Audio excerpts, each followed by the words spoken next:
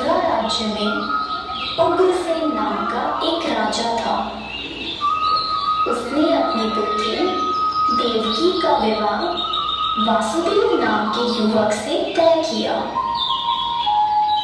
देवकी का भाई कंस, जो कि बहुत ही क्रूर, दुष्ट और निर्दयी था, देवकी से अत्यंत प्रेम करता था।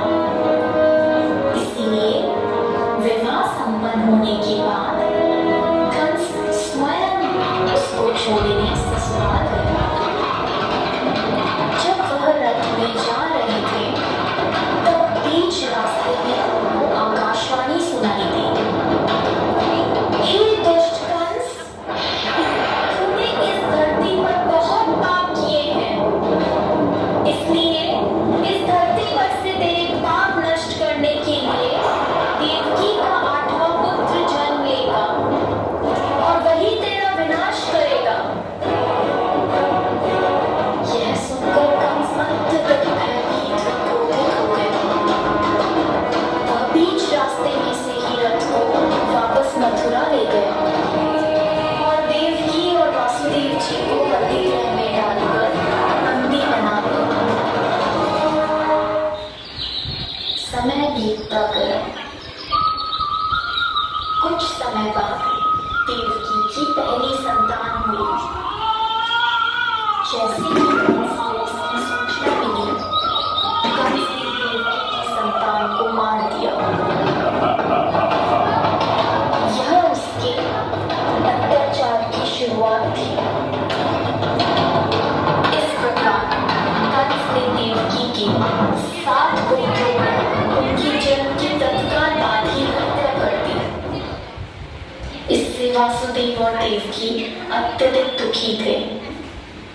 पर अंततः इस अंधकार के छटने का समय आ गया, जब भगवान ने धरती पर मानव रूप धारण करते हुए जन्म लिया। उस दिन का अंधेरा था और 30 वर्षा हो गई। ऐसे लगभग भगवान ने धरती पर देवकी की 8वीं संतान बनकर बालक रूप में जन्म लिया।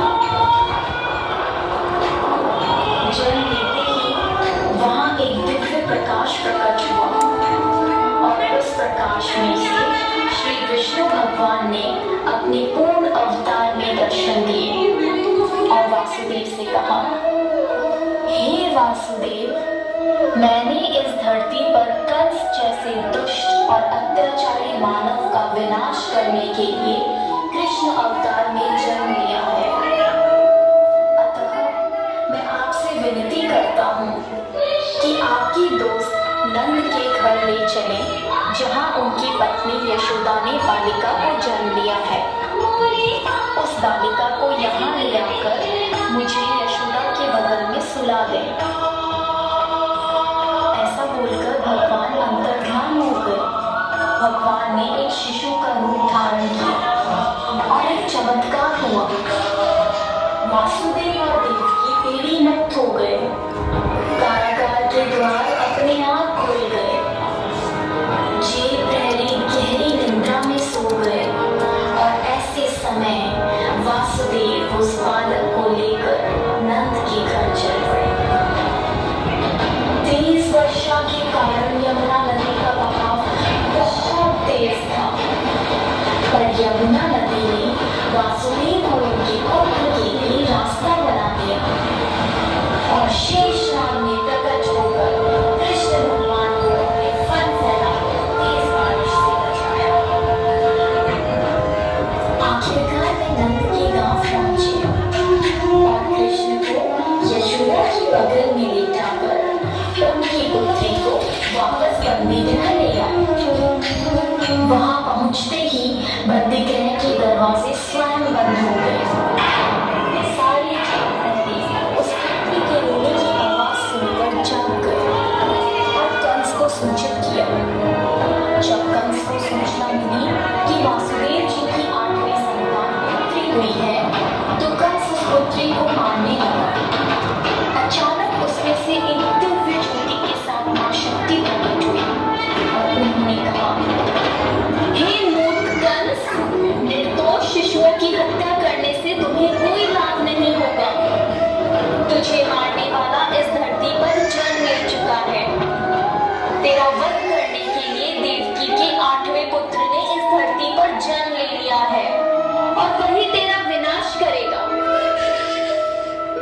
कहकर वह दिव्य शक्ति लुप्त हो गई।